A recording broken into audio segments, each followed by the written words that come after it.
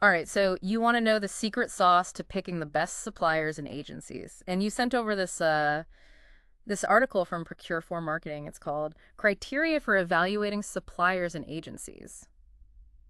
And yeah, this is a good one. It really is. I mean, no matter what industry you're in, choosing the right partners can really make or break your business. Yeah, it's a big deal. In this article, It lays it all out. yeah, it breaks it down into 6 key areas. It's almost like Like a checklist for success. yeah. So the first thing they highlight is quality. Oh, yeah. And that might It's seem obvious. yeah, obvious. There's a lot more to it than meets the eye. Yeah, for sure. Yeah, you can easily get caught up in that initial pitch. Yeah. You know? But the real test is how they perform over time. Right. This article goes beyond just the product or service itself. Yeah. It digs into things like after-sales support, Okay. consistent delivery over time, the overall experience, really. Think of it like investing in a relationship, not just a one-time transaction. That's a good way to put it. Yeah, it's like when you're hiring somebody. A great resume is important, but you really want to know how they'll perform over time and how they fit with your company culture. Totally. Yeah. And speaking of getting the inside scoop, Mm. the article really emphasizes the value of online reviews. Yeah. It's like crowdsourcing insights into a potential partner's quality. That's true. But I mean, how do we sort through all those reviews? Everybody's got an opinion online these days. Oh, for sure. That's where I think critical thinking comes in. Yeah. The article advises you to look for patterns and consistency, not just like isolated raves or rants. Right. Do they consistently deliver on their promises? Is there a track record of positive client experiences? So it's not just quantity of reviews, but the quality Definitely. and the credibility of those reviews. Yeah. Okay, so quality is key, but let's be real. Budget plays a big role too. Absolutely. And that brings us to the next area that the article highlights, pricing and value. Yeah. Now it's tempting to just go for the cheapest option. But is that always the smartest move? Not necessarily. The article really pushes you to think beyond that initial price tag Okay. and really understand different pricing models. Right. Are you looking at fixed pricing, cost plus, or something else entirely? Each model has its own kind of Implication. implications. So Yeah. it's about choosing the one that aligns with your financial strategy. That's a really important point. I've learned the hard way in my own business that sometimes a low upfront cost can lead to hidden fees or unexpected expenses down the line. Oh, yeah, I've been there. Exactly. And the article really digs into this. It encourages you to consider the total cost of ownership. Okay. Factor in everything. Right. Potential add-ons, maintenance, Yeah.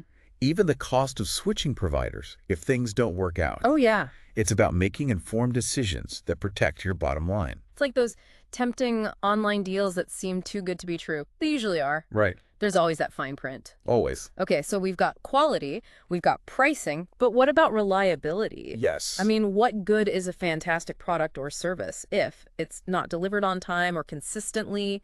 Reliability is the bedrock of any successful partnership. Act like that. Imagine this. You've got this big product launch coming up, Okay.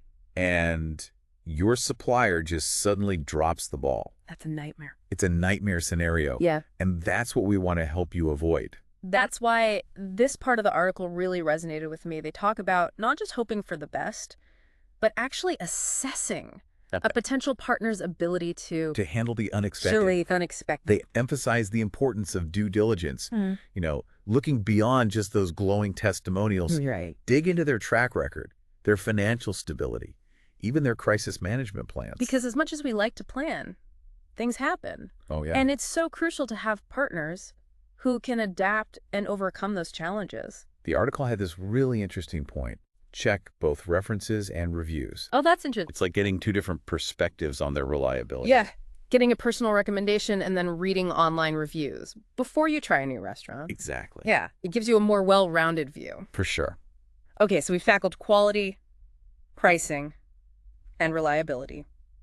But there's another crucial aspect to consider when you're evaluating suppliers and agencies. Do they align with your company values? That's huge. This isn't just a feel-good factor. It's about your brand's integrity. Absolutely. This is where your business's core beliefs come into play. Yeah. What are those non-negotiables that define who you are and what you stand for? What do you stand for? Think about your stance on things like sustainability, ethical sourcing, Yeah. fair labor practices. It all goes back to your values. Yeah, it's about walking the walk, not just talking the talk. Especially in today's world, consumers are more discerning than ever. They can spot a company that's just paying lip service to values without actually truly living them. Right, and if there's a mismatch between what you say you stand for and who you work with, that can really damage your credibility. It can. Think about it this way. If sustainability is a core value for you, but your supplier is cutting corners on environmental practices, Right. that disconnect can really erode trust with your customers. It's like saying one thing and doing another. That lack of authenticity can really backfire. The article gives some really compelling examples of how values alignment can impact your brand perception. It's not just about ticking boxes. It's about building genuine partnerships that reflect your commitment to doing business the right way. It's about building a business you can be proud of, one that has a positive impact on the world. Exactly. Yeah. It's about finding those partners who are on the same page, who share your vision and want to contribute to a better future. Okay, so we've covered a lot of ground already. We've talked about quality, finding the right balance between pricing and value, ensuring reliability, aligning with your company values. But there's one more crucial element to consider, and that's flexibility and innovation. Yeah. This is especially important in today's fast-paced business world. Think of your business as a ship navigating uncharted waters. I like that. You need a crew that can adapt to changing winds and chart a course through the unknown.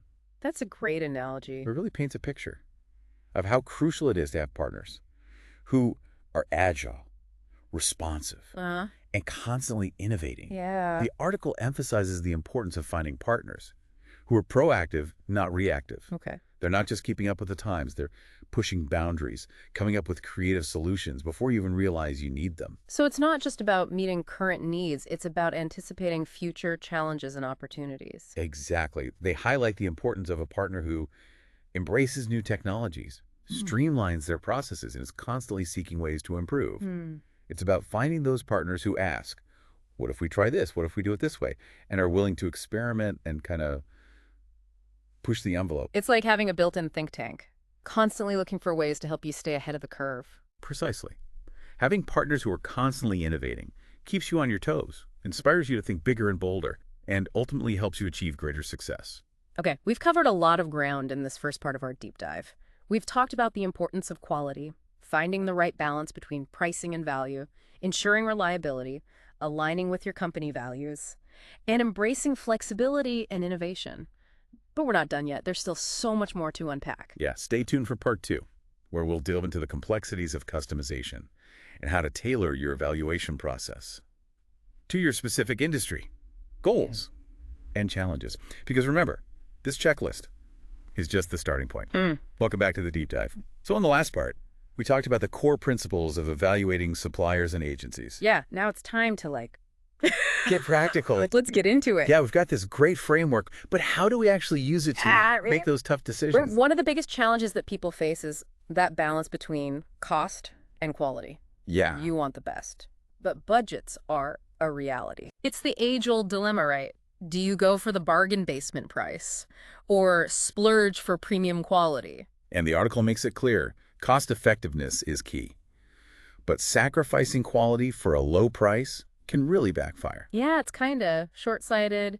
You might save money up front, but then the product breaks down or the service is subpar, and you end up paying more in the long run. Think about it.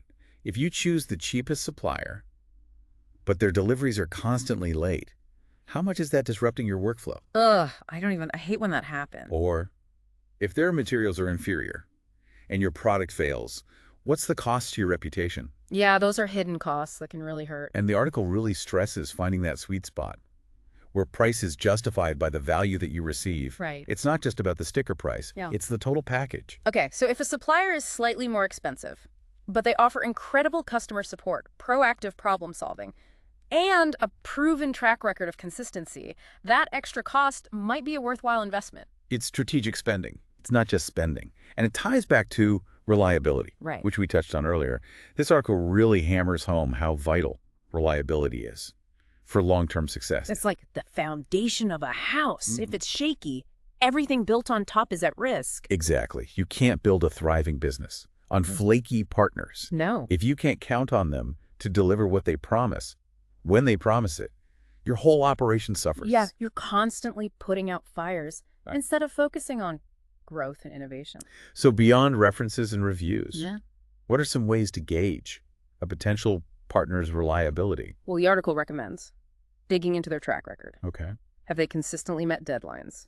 Do they have a reputation for fulfilling their commitments, even under pressure? So past performance can be a pretty good indicator of future behavior. It's a strong signal, but you also want to understand their capacity. Okay. Do they have the systems and processes in place to handle your current and future needs? Because our businesses are always evolving, we need partners who can scale with us, who are in it for the long haul. A truly reliable partner isn't just looking for a quick transaction. They're looking to build a lasting relationship. A partnership.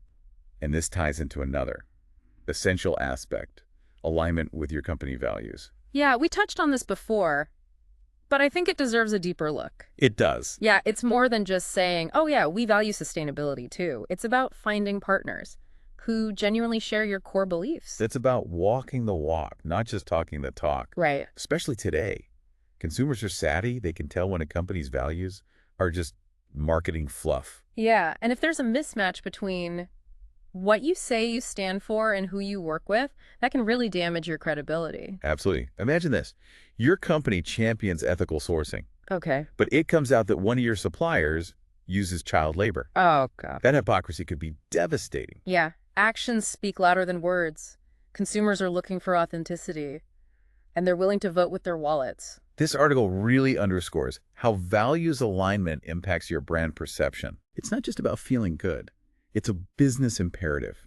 So if I'm passionate about environmental sustainability, I should be looking for suppliers and agencies who are actively reducing their carbon footprint using recycled materials or supporting conservation efforts. It's about finding partners who reinforce my company's values. It's about building a business ecosystem that reflects your principles. I like that. And that brings us to another crucial element for success in today's dynamic world: innovation. Yeah, we can't just rest on our laurels. If we're not constantly innovating, we risk falling behind. How does this play into choosing suppliers and agencies? Well, this article made a point that really stuck with me. Partnering with innovators can give you a significant competitive edge. Oh, so it's not just about getting the product or service. It's about tapping into their forward-thinking mindset. Look for partners who are curious, who are always experimenting with new technologies and approaches. They're not afraid to challenge the status quo and push boundaries. So they're the ones asking, what if we did this differently? What if we tried something completely new? It's about finding those partners who can help you see around corners, anticipate future trends, and even create entirely new markets. It's like having a secret weapon.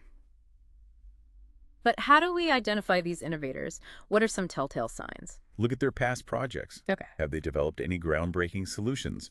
Are they early adopters of cutting-edge technology? Do they have a culture of experimentation and continuous improvement? So it's not just about what they've done, but their mindset and approach to problem solving. Exactly. Now, we've covered a lot of ground in this part, focusing on the practical application of our evaluation framework. Yeah, we've dug into the nuances of balancing cost and quality, ensuring reliability, aligning with company values, and embracing innovation. What's next on our agenda? Well, in the final part of this deep dive, we'll explore how to customize this framework to your specific needs and make it actionable for your business.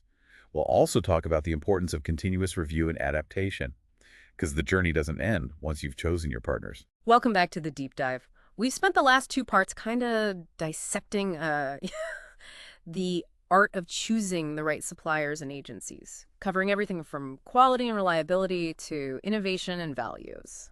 We've really laid the groundwork for building that solid foundation for those crucial partnerships. Yeah, but as they say, the journey doesn't end once you've said, I do. Or in this case, signed on the dotted line. Right, choosing your partners Yeah. is just the beginning. Now comes the equally important part, making sure that those relationships stay strong and productive Yeah. over time. So it's not a set it and forget it kind of deal. Not at all. The article really emphasizes the need for ongoing review and adaptation. Okay. Think of it like tending a garden. You can't just plant the seeds and walk away. Okay. You need to nurture those plants, Yeah. prune them when needed, and adjust your approach as they grow. It's a good analogy. Yeah, it highlights the dynamic nature of these business relationships. Our needs change, our partners evolve, the market throws us all kinds of curveballs. It does. And the article really encourages us to build in these regular checkpoints. Maybe quarterly or annually, to assess how those partnerships are performing. So like a relationship check-in, but for business. Exactly. I like it. And don't be afraid to have those. Honest conversations with your partners. Right. Maybe they've expanded their capabilities and can offer new services that align with your evolving goals. Okay. Or maybe it's time to bring in fresh perspectives and explore new collaborations. So it's about staying agile, being open to change, and constantly seeking ways to Optimize those relationships. Absolutely. It's about recognizing that business partnerships, like any relationship, require effort, communication, and a willingness to adapt. I think that's great advice. Before we wrap up, I want to touch on one more point that the article highlighted: the importance of seeking expert advice. Yeah, the value of not going it alone. Sometimes we get so caught up in doing everything ourselves that we forget to tap into the wealth of knowledge and experience that's out there. Well, it's easy to fall into that trap, especially when you're feeling overwhelmed. But the article reminds us there are so many resources available to help us navigate the complexities of. It's a supplier and agency selection. Yeah, we've got industry associations, consultants, online communities, even other business owners who've been there and done that. Right. Don't underestimate the power of networking and learning from others' experiences. Like having a team of advisors cheering you on and providing guidance along the way. It does take a village. It really does. So as we wrap up this deep dive, I want to leave you with this thought. Choosing the right suppliers and agencies is an investment in your business's success. It's not just about getting the best deal. It's about finding partners who share your vision, support your growth, and help you navigate the ever-changing business landscape. It's about building relationships that empower you to achieve your goals and make a positive impact on the world. That's a great way to put it. Well, thanks for joining us on this deep dive into evaluating suppliers and agencies. Isn't that a pleasure? We'll catch you on the next episode of The Deep Dive. Until then, keep learning, keep growing, and keep building those winning partnerships.